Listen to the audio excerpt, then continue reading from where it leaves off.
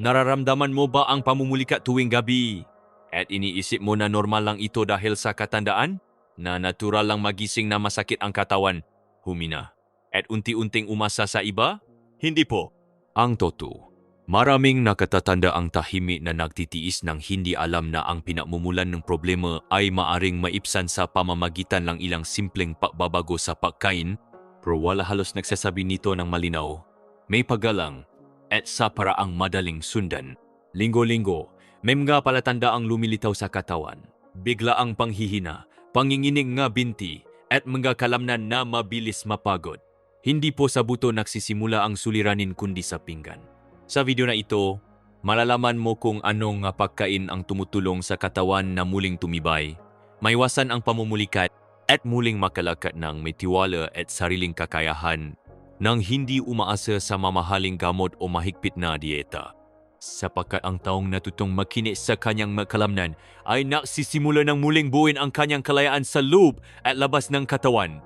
At kung peg-usapan na rin lang ang pagbabalik ng lakas, may isang simpleng kilos halos hindi halata na pwedeng mapabawas ng pamumulikat simula pa ngayong araw.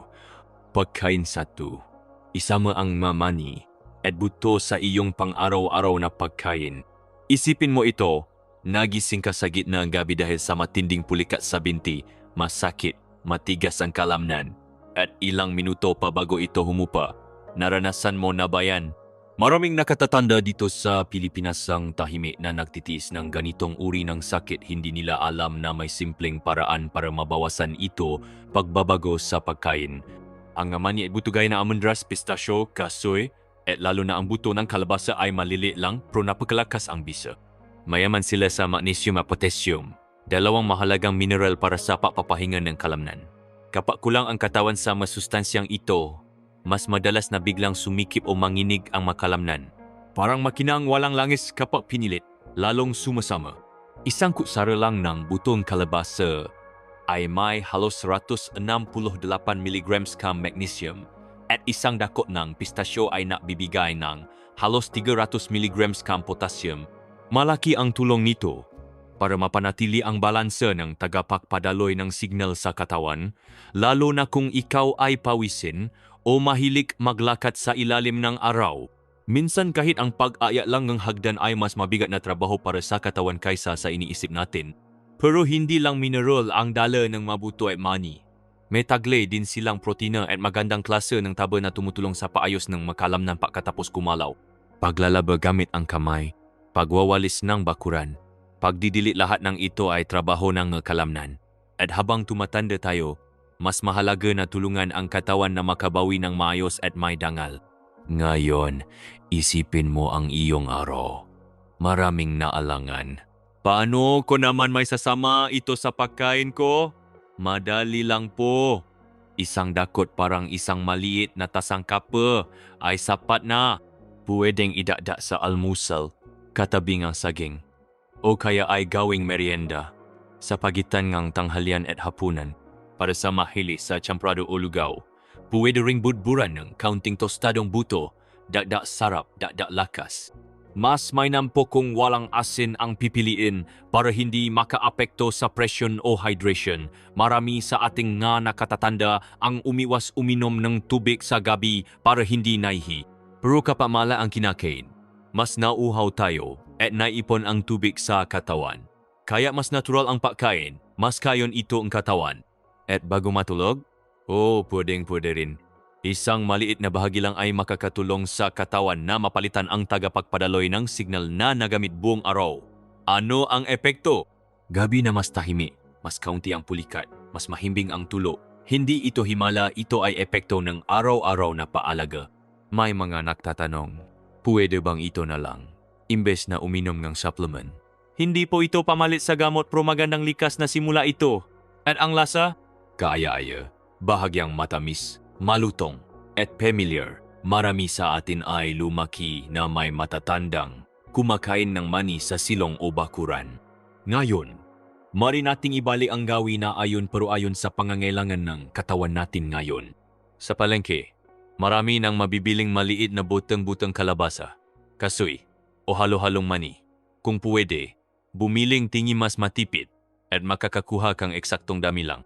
Ilagay sa isang saradong garapon, ilayo sa init at ayan na. Isang simpleng pampalakas para sa iyong kalamnan, madaling itago, madaling kainin. Kung nakarelate ka sa puntong ito, ay comment mo ang bilang 1 dito sa video. Tingnan natin kung gaano karaming tao ang gustong magising na walang sakit, magaan ang katawan, at may simpleng ginhawa sa bawat hakbang ng buhay. At habang ang katawan ay tahimik na napapasalamat sa simpleng kilos ng panguyang ng ilang buto, may isang prutas na matamis, malambot, at pamilya na maaaring gumawang malaking pagbabago kapag ang araw ay lumulubok. Pagkain 2, saging. Sa tahimik na umaga sa Tagaytay, madalas makita si Mang Ernesto, 72 anyos, na dahan-dahang naglalakad sa bakuran habang hawa ang kanyang baston kasabay ng malamig at magang sikat ng araw. Ilang buwan na ang nakalipas, napansin niya ang isang kakaibang bagay, pamumulikat sa gitnang gabi. Una sa paa tapos sa likod binti. Biglaan, masakit, at pinapabangon siya ng may kunot ang no at naninigas ang katawan. Matagal niyang inakala na ito ay dahil lang sa edad o lamig sa buto. Hanggang isang araw, ang apo niyang nag-aral ng nutrisyon ay nabanggit ang isang prutas na buong buhay niyang kinain. Pero hindi niya gaanong binigyang pansin, ang saging. Isa ang saging sa pinakakaraniwang prutas dito sa Pilipinas. Nasa charindriya pangmerienda paninda sa palengke at kahit kasama sa minatamis na kanin.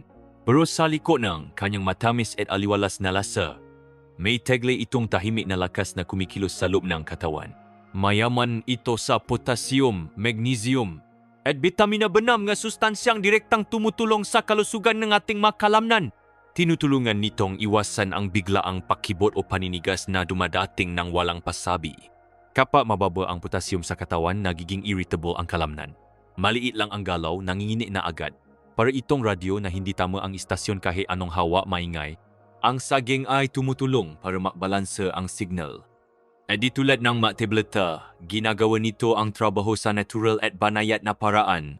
Ang bitamina benam na nasa saging ay mahalaga rin sa paggawa ng likas na balanse ng ugat iyon, ang mga kemikal na napapadaloy ng utos mula sa utak papunta sa kalamnan.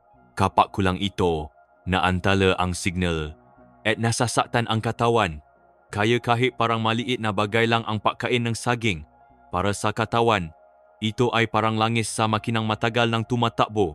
Si Mang Ernesto ay nagsimulang kumain ng hino na saging bandang alas 7 ng gabi kasabay ng isang baso ng maligamgam na tubig habang nanonood ng balita. Hindi ito gamot, walang reseta. Pero simula nang gawin niya ang simpleng ritual na ito, kumonti ang pamumulikat niya tuwing gabi. At higit pa ron mas maginhawa ang pahinga ng kanyang katawan.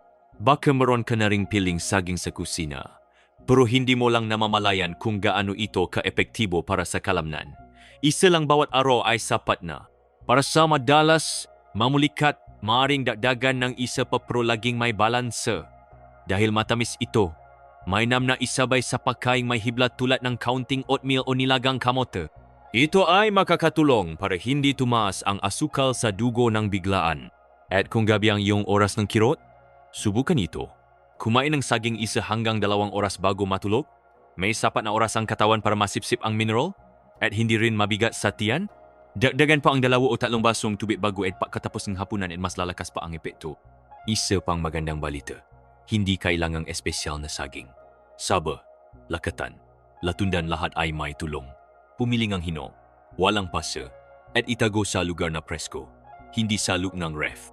Isang prutas na bahagi ng kultura at habit natin at ngayon, maaring maging bahagi rin ng pag-iwas sa sakit. At isang paalala ng malasakit, kung kayo po ay uminom ng gamot para sa alta presyon o may problema sa bato, kumonsulta muna sa doktor bago dagdagan ang kain ng saging. Dahil bawat katawan ay may sariling pangangailangan. Pero para sa karamihan ng mga malusog na nakatatanda, ang saging ay isang tahimik, matamis at makapangyarihang kasama. Kung nakatulong ang bahaging ito sa iyo, ay comment ang numerong 2 dito sa video.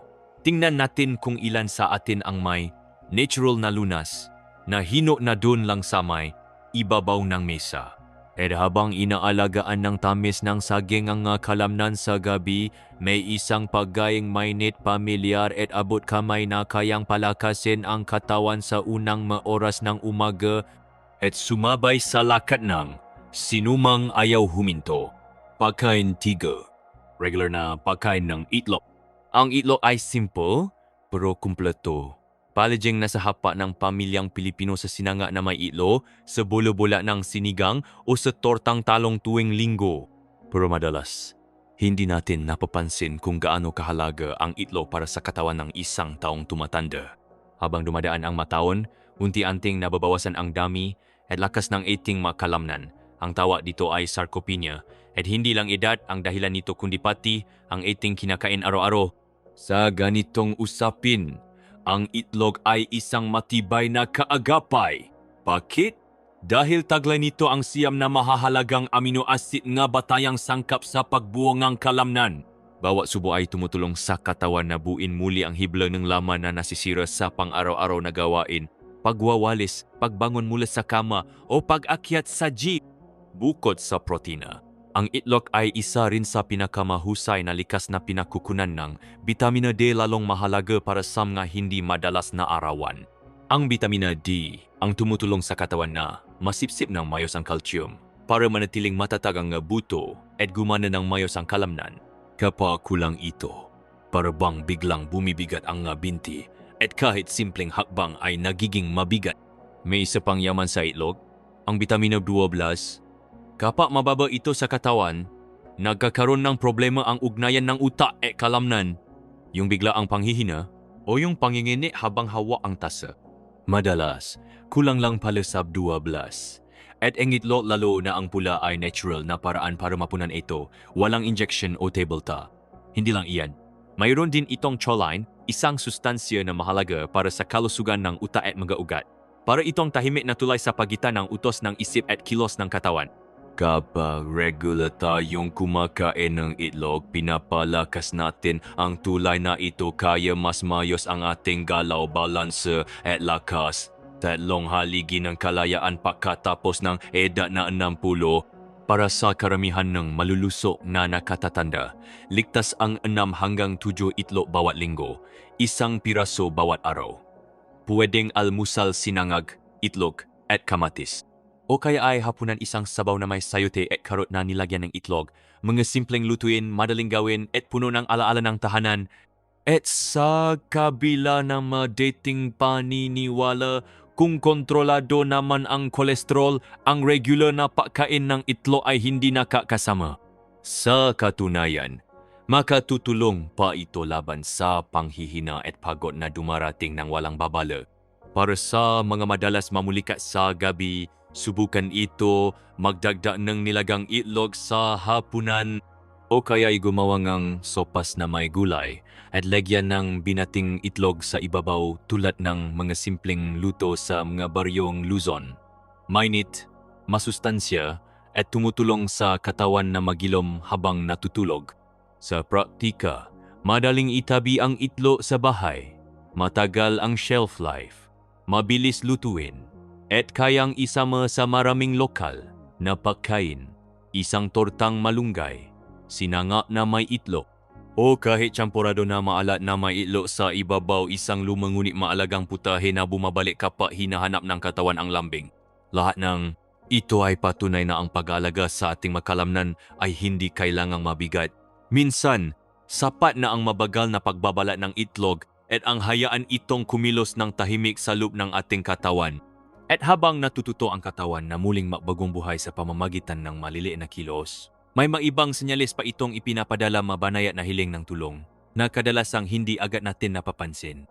Kaya, alin sa mga pagkain ito ang ilalagay mo sa pinggan mo ngayong araw mismo? Aling kilos ang matagal ng hinihiling ng katawan mo pero patuloy mong ipinagwawalang bahala, iniisip na bahagi lang ito ng pagtanda? Baka sapat na ang pagdagdag ng itlog sa almusal o pagkain ng saging bago matulog? Maliliit na pagpili. Pero kapag inulit araw-araw at may paalaga, kayang baguhin ang paraan ng iyong paglakad, pagtulog at pagdama sa sarili mong katawan.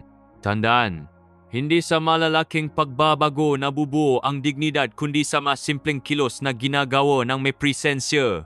Isang dako ng buto, isang baso ng tubig, isang makulay na pinggan.